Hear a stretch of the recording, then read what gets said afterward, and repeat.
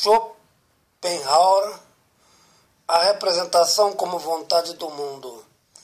Artigo escrito pelo professor Edgar Dias de Vasconcelos. O homem é o seu cérebro construído, a sua memória definida.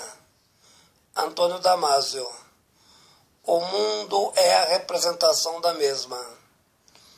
Motivo pelo qual a ideologização das representações como substratos de compreensão.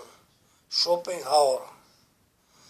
No entanto, as memórias não representam as realidades do mundo.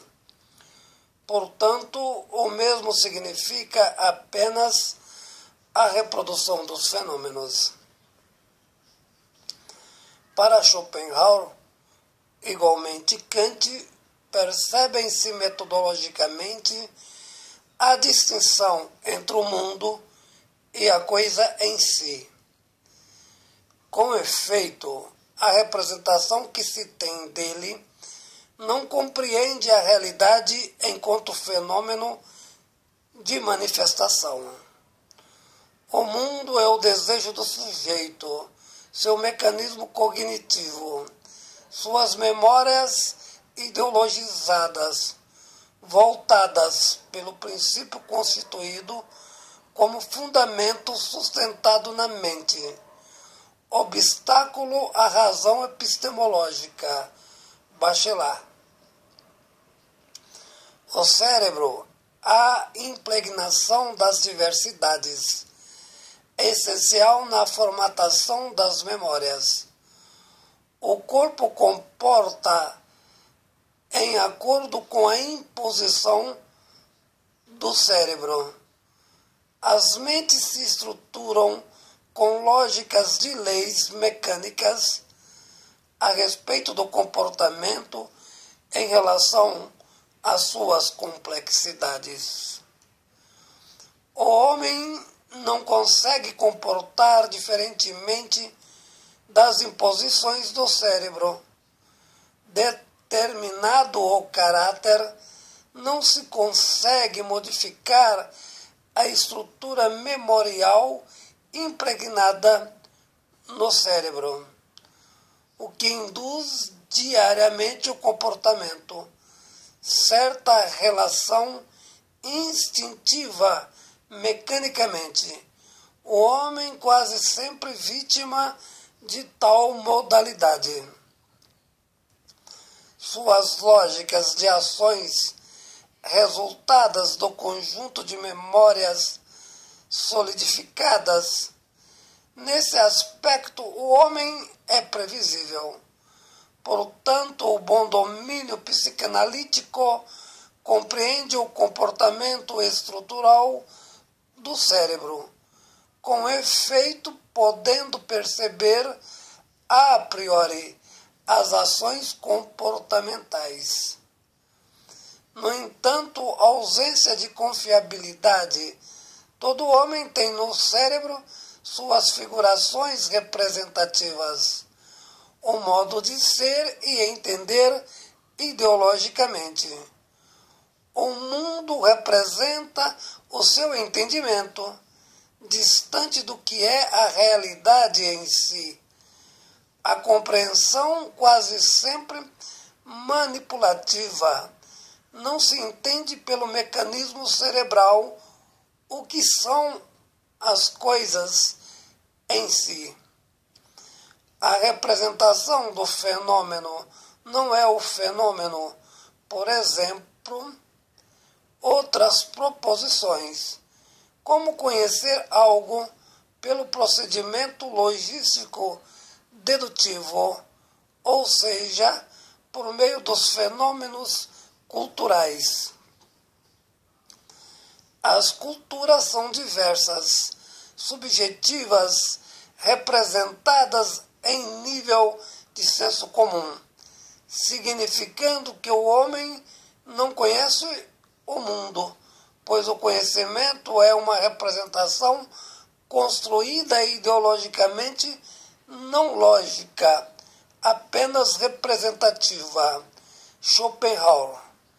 o que se deve saber, a não ser o sistema de lógica da mente, significando que o mundo é apenas um sistema de memória fictícia.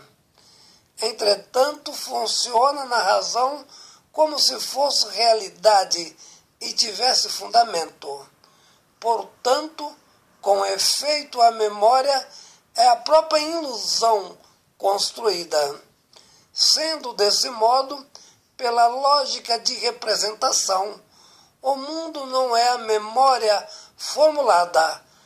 A ficção leva a mente produzida à mecanização, que determina em última instância o véu instintivo, cuja essência é exatamente, pelo menos em parte, o engano. Nesse aspecto que Schopenhauer epistemologiza o mundo como representação da vontade, desenvolve-se memórias de aparências. O conhecimento é a substancialidade da linguagem. A fala não consegue reproduzir a realidade. Entretanto, apenas o desejo da vontade. O sujeito pode chegar ao objeto por meio tão somente pela fragmentação. A parcialidade é o fenômeno da linguagem, Bachelard, motivo pelo qual a verdade é apenas aproximativa, limitando a construção do tempo histórico como produção cultural, resultado de modelos obstaculizados. Francis Bacon. Entretanto, Kant é profundamente radical.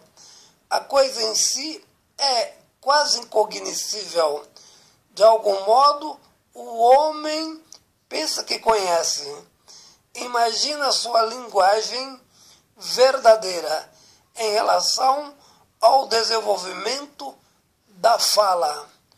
Para Schopenhauer, é possível rasgar o véu das palavras, igualmente a Damásio, entendendo a lógica estrutural das memórias. O homem é o seu cérebro, com efeito fundamental entender a estrutura do mesmo. A grande questão colocada, o mundo se afirma pela vontade, o desejo de viver, representando a vida na perspectiva imaginária.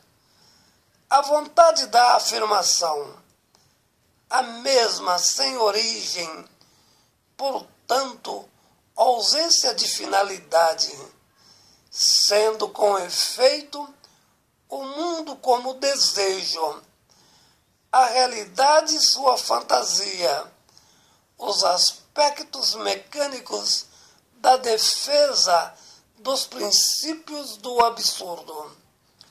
Desse modo, a percepção é ilógica, para a vida não transformar-se em delírio.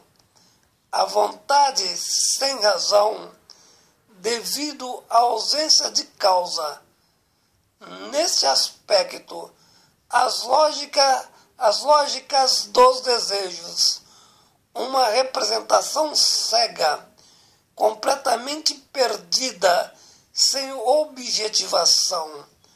A representação da cegueira epistemológica. Artigo escrito pelo professor Edgar Dias de Vasconcelos.